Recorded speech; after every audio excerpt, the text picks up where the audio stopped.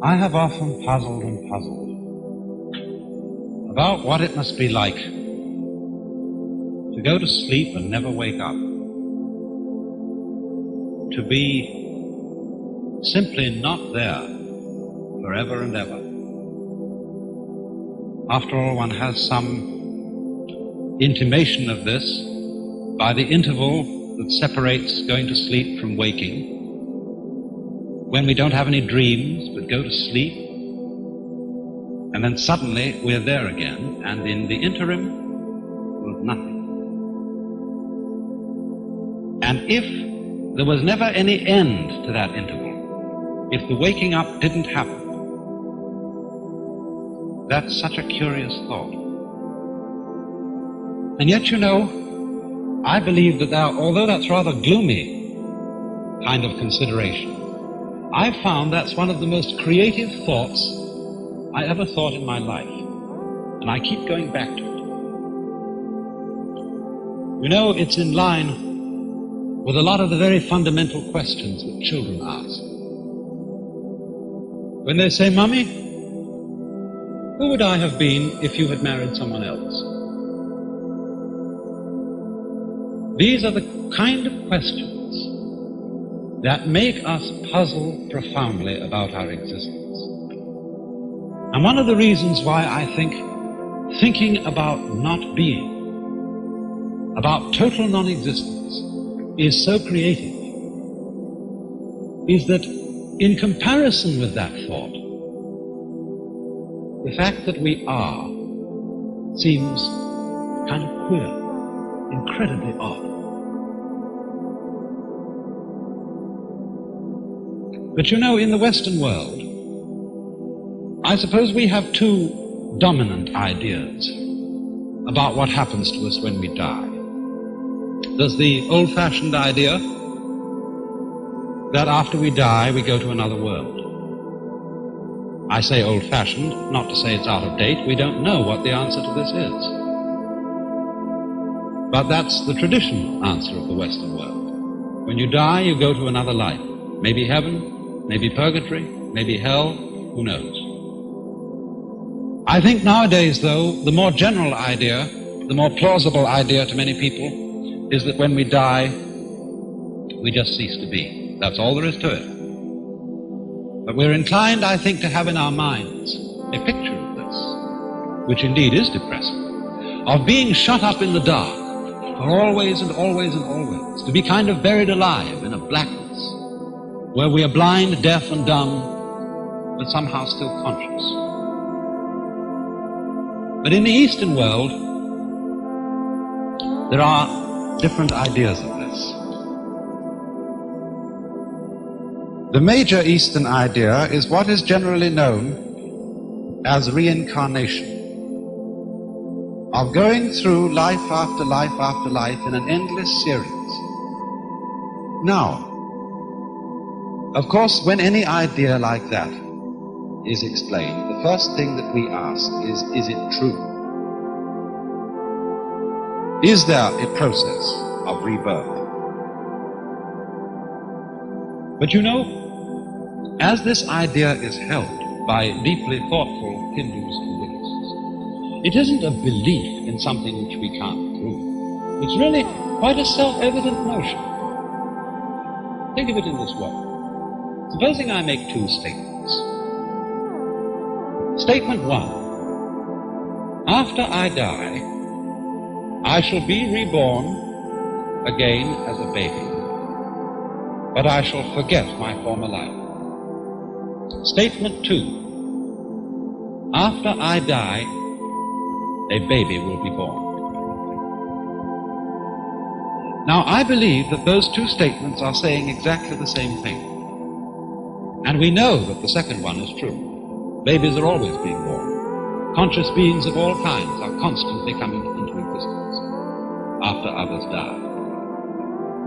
But why would I think that the two statements are really the same statement? Because after all, if you die and your memory comes to an end, and you forget who you were, being reborn again is exactly the equivalent of somebody else being born. Because we have no consciousness of our continuity unless we have memory. If the memory goes, then we might just as well be somebody else. But it seems to me that the fascinating thing about this is that although a particular set of memories vanishes, death is not the end of consciousness.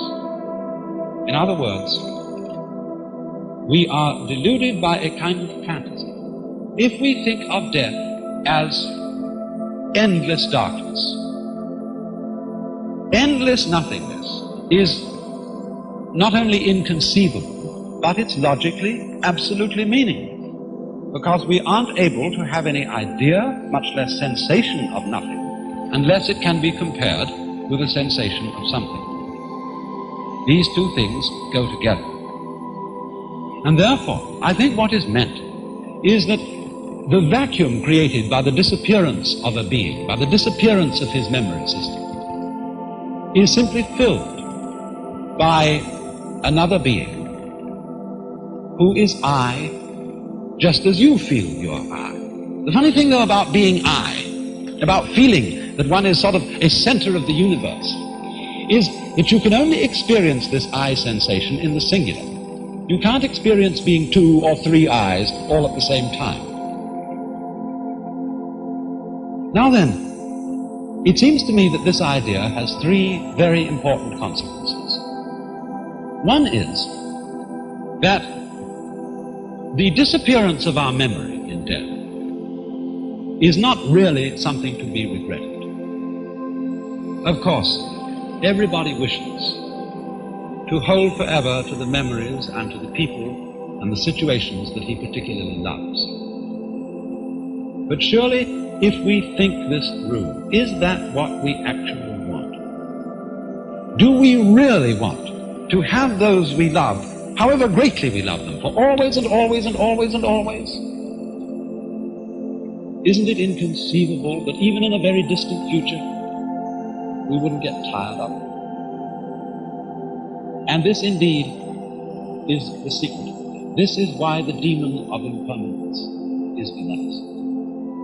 Because it is forgetting about things that renews their wonder. Just think, when you opened your eyes on the world for the first time as a child, how brilliant colors were.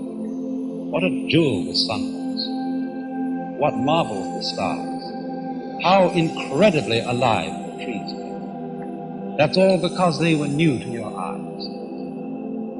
Or in the same way, you know how it is, you've been reading a mystery story. And you're looking around the house, want something to read, you pick up an old mystery story. If you read it years and years ago and you've forgotten all about the plot, it still excites you. But if you remember the plot, it doesn't excite you.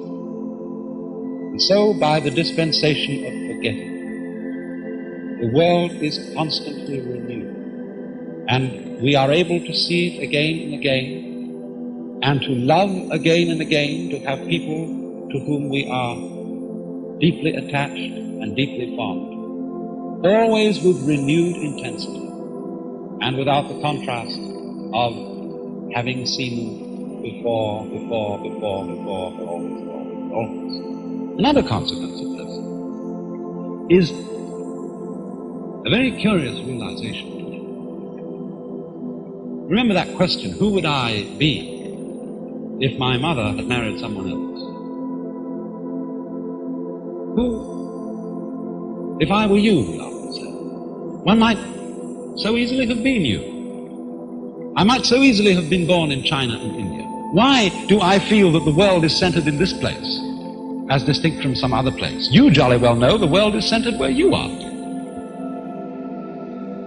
And this gives one a very strange feeling of the idea that other people jolly well exist in the same sense you do. Everybody's name is I. That's what you call yourself. So there will always be I's in the world. Every I is in a way the same I. We all might be anyone else. And there is no escape. It goes on and on and on and on. So long as there is consciousness anywhere, there is I. you then, in a way, look out through all eyes. And that, perhaps, is the secret of the great virtue of compassion.